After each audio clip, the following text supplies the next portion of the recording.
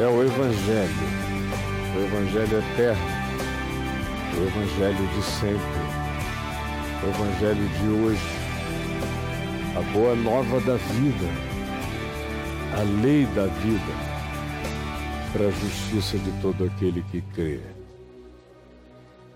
E hoje eu vou ler em Mateus, no capítulo 12, Mateus capítulo 12.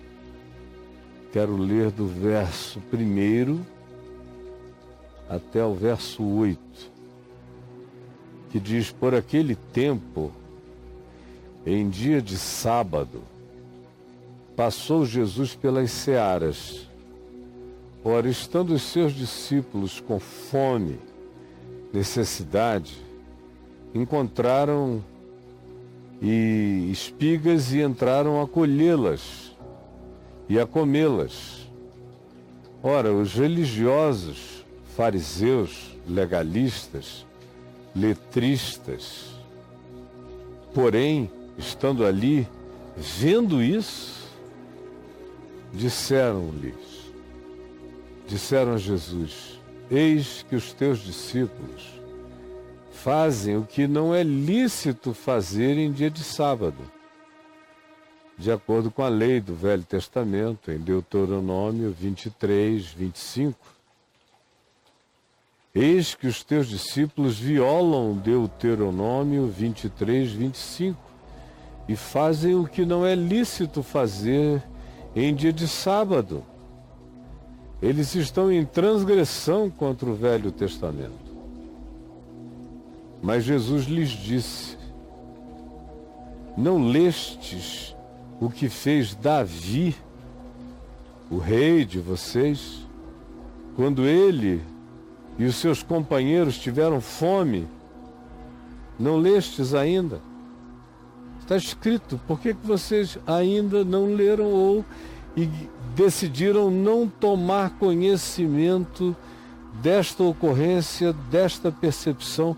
Vocês não querem lembrar como ele entrou na casa de Deus, no tabernáculo, considerado separado, sagrado para Deus, e como comeram ele e os seus homens os pães consagrados, os pães dedicados só a Deus, chamados os pães da proposição, os quais não era lícito comer, segundo a lei. Do mesmo modo, nem a ele, nem os que com ele estavam tinham essa permissão, não lhes era lícito comer, porque era pão exclusivamente dedicado a Deus para o uso dos sacerdotes. Nunca lestes? Ou não lestes na lei que aos sacerdotes, aos sábados, no templo, lhes é permitido que violem o sábado trabalhando e praticando todas as atividades que os demais não praticam, e ficam eles sem culpa? Portanto, tem alguma coisa que desloca o eixo da gravidade do significado do sábado para a existência do homem. Não vos parece óbvio? Ora, se em todas essas ocorrências o sábado foi relativizado pela necessidade humana, pela fome, por qualquer que seja a natureza da necessidade, por que vocês estão perturbando os meus discípulos por comerem em dia de sábado espigas porque estão com fome? Ou vocês não acreditam que o que não está escrito na Escritura é todavia a Escritura sendo escrita com a vida? Esses que foram mencionados na Escritura ganham permissão porque foram mencionados na Escritura? Ou se não tivessem sido mencionados, estariam vivendo em pecado por fazerem o que fizeram? É a Escritura que valida a vida ou é a vida que dá significado à Escritura? Nesse caso, foi a Escritura feita para si mesma ou foi ela dada para proteger, para guardar o direito do homem? Não é de sábado que se está falando aqui. O sábado precisa descansar? Ou é o homem que precisa descansar no sábado? Ou que Deus é esse que não aguenta o trabalho de uma semana, porque ele próprio tem que descansar no sábado e não pode ver ninguém trabalhar? Tem alguma coisa dramaticamente errada na interpretação de vocês, que decorre do fato de que o significado e o significante estão trocados. O sábado passou a ser um fim em si mesmo. A letra, o mandamento, quando na realidade todos os mandamentos foram dados para a defesa da vida e não para amarrarem, prenderem e disciplinarem a vida contra e em nome do mandamento que fora dado para protegê-la. Ou não lestes na lei? Ou não lestes na Escritura? Essas são as perguntas que Jesus faz. Como é que vocês não conseguem entender a lógica e o sentido do que está dito e ficam amarrados no que está escrito e não entendem que o que está escrito apenas como registro libertador para ser aplicado em favor da vida, não contra ela? Pois eu vos digo, Jesus falando, eu vos digo para os fariseus religiosos, perversos na sua desobediência sem compaixão, presos à letra, com um prazer mórbido em usar o mandamento como punição, doentes que ficaram do fanatismo da religião. Jesus lhes diz, aqui está quem é maior do que o templo. O templo no qual Davi entrou, eu sou maior do que o templo. Quanto mais do que o pão consagrado no templo, quanto mais do que os sacerdotes que no templo trabalham em dia de sábado e ficam sem culpa, aqui está quem é maior do que a religião. Quem é maior do que tudo isso? Todas as coisas foram escritas não para a defesa de Deus, e não por uma imposição caprichosa divina que dá um mandamento apenas para ver sem nenhum sentido as pessoas buscarem praticar o mandamento só como ordem de um paizinho mesquinho e medíocre que diz não. Quando o filho pergunta, por quê, pai? Ele diz não. Tem nenhum porquê não, é só porque eu quero que seja assim. Então você vai obedecer porque eu quero que seja assim. Mas qual a razão? Não, a razão é que eu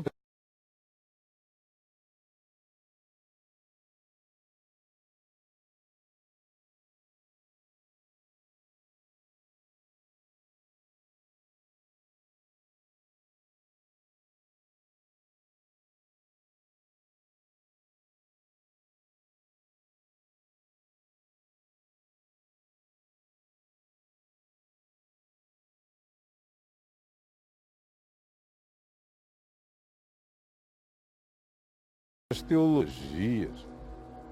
Aqui estou eu, maior do que isso tudo.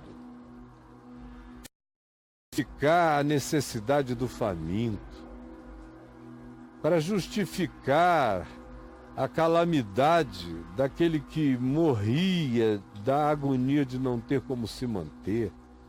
Aqui estou eu, maior do que todas as legislações, do que todas as hermenêuticas, do que todas as interpretações. Aqui estou eu, maior do que todos os lugares santos, do que todos os sagrados. O sagrado o homem faz, o santo é. Mas se vós soubesseis, se vocês soubessem, vocês não sabem. Por isso é que vocês são como são, porque vocês não sabem. Vocês não me entendem, vocês não compreendem o sentido da vida jamais. A letra mata e vocês foram mortos pela letra, pelos catecismos, pelas confissões.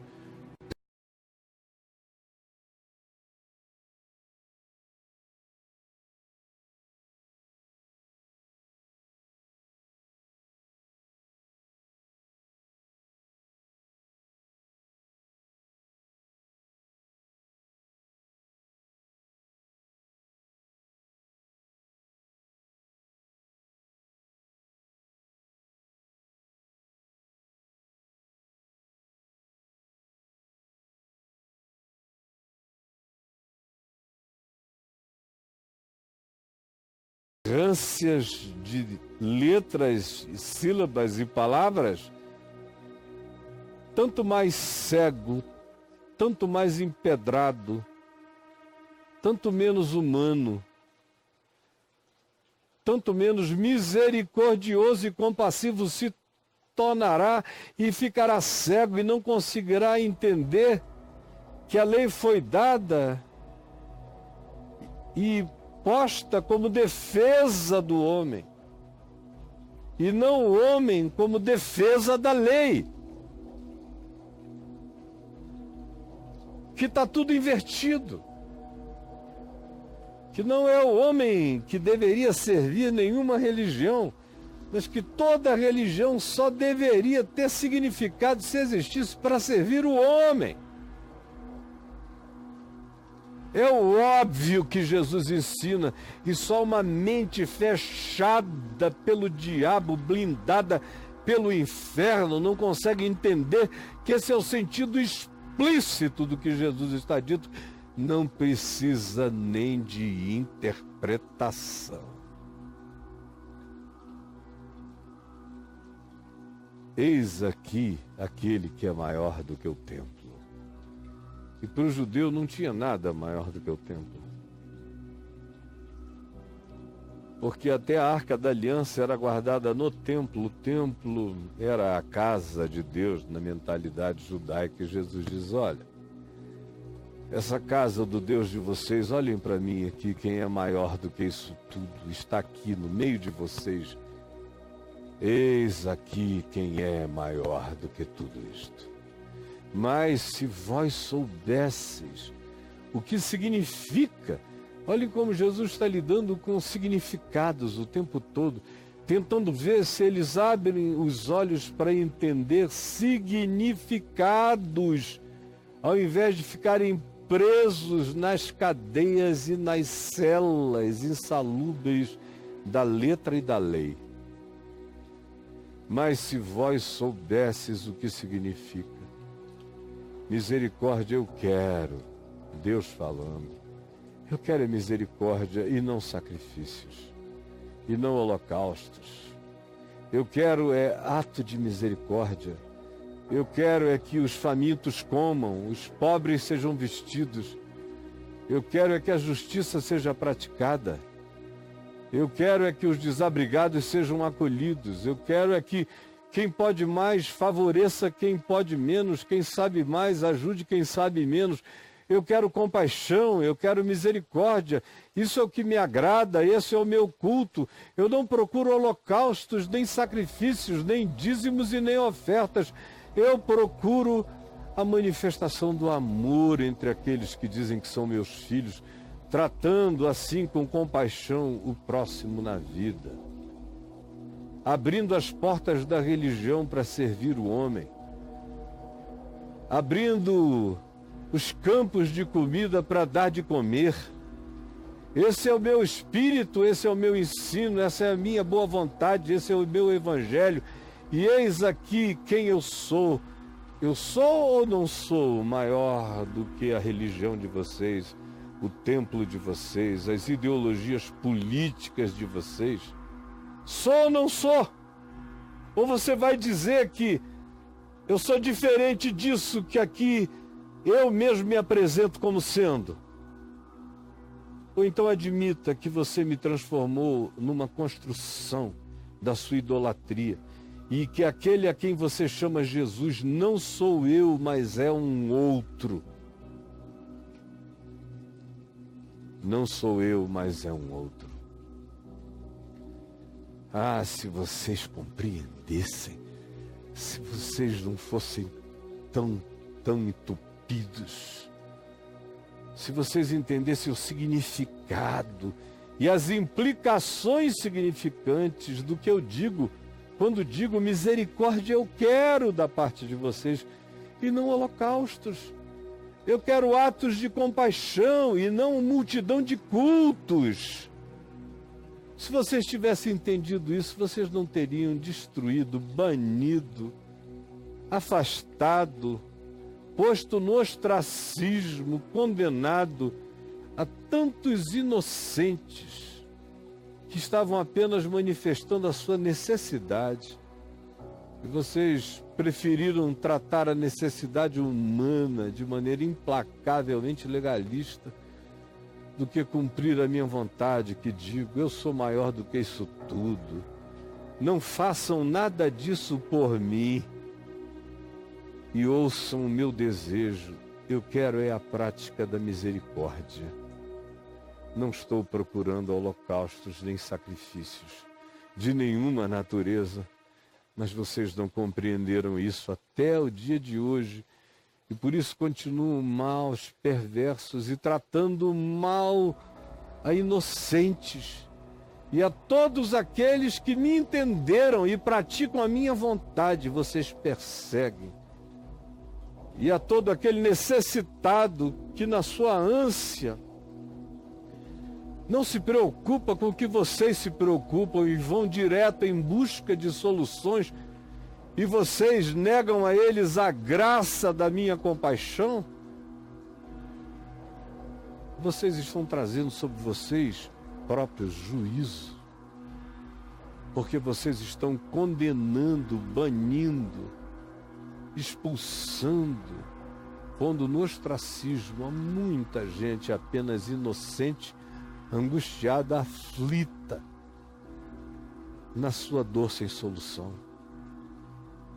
Mas em verdade eu vos digo, o Filho do Homem é Senhor do sábado, é Senhor do domingo, é maior do que o templo, é maior do que a lei, é maior do que Moisés. Não tem nem Gênesis, nem Êxodo, nem Levítico, nem Número, nem Deuteronômio, que em dizendo alguma coisa que em Jesus foi revogada, porque ele não lidou com a letra, com o que estava escrito, e sim com o significado real de que a lei não existia para si mesma, e nenhuma letra é mais santa do que a fome, o grunhido e a agonia do homem. E aplicou os significados, aplicou o espírito do que em Deus é palavra, e não ficou preso nos contimentos desumanizantes de uma lei que, se for obedecida por si mesma, e não em contraste com aquilo que é maior do que ela, que é o homem, Porque o homem não foi feito para a lei, mas a lei para o homem, ela tem que servi-lo. Quando o impede de se autodestruir, mas não pode existir para impedir a sua necessidade de sobreviver e nem de viver. Essa interpretação de Jesus, essa hermenêutica de Jesus, é a partir disso que ele me faz ler tudo mais. Porque ele me dá o significado prioritário em torno do que as demais coisas giram. E bem-aventurado é aquele que compreender o que ele está dizendo. Que é para não se colocar num estado de colisão contra o amor de Deus na existência, ficando do lado errado da vida, como milhões de cristãos se colocaram. Cristãos contra Cristo, cristãos contra o Evangelho, cristãos cheios de igreja contra Jesus, contra o amor de Deus, contra o significado superior e o significante sublime que diz: eis aqui quem é maior do que tudo. Tudo mais está a meu serviço e a serviço da vida, pela qual eu decidi me entregar. Quem é que vai blasfemar contra o sentido do Evangelho? Senhor Jesus, abre o nosso entendimento para que vejamos o quanto estamos blasfemando todo dia contra o sentido da tua vida, da tua morte e da tua ressurreição. Tu te entregaste, tu morreste, tu ressuscitaste, para que nós nos tornássemos um novo homem. E isso não aconteceu em quase nenhum ambiente chamado religioso. A gente tem encontrado esse novo homem respirando o teu oxigênio longe desses ambientes para poder se salvar da opressão da letra que mata e do mandamento que destrói. Por favor, ajuda-nos a compreender, Jesus, como tu disseste, mas vós não sabeis. Nós pedimos que o teu Espírito nos ajude a sermos daqueles acerca de quem se diz: mas vós agora sabeis e praticais. Isso vai revolucionar toda a nossa vida, vai ativar todo o nosso modo de ver a existência, vai nos fazer outras pessoas, com outros sentimentos, com outras atitudes, com outros bons combates. É o que eu te peço em nome de Jesus. Amém.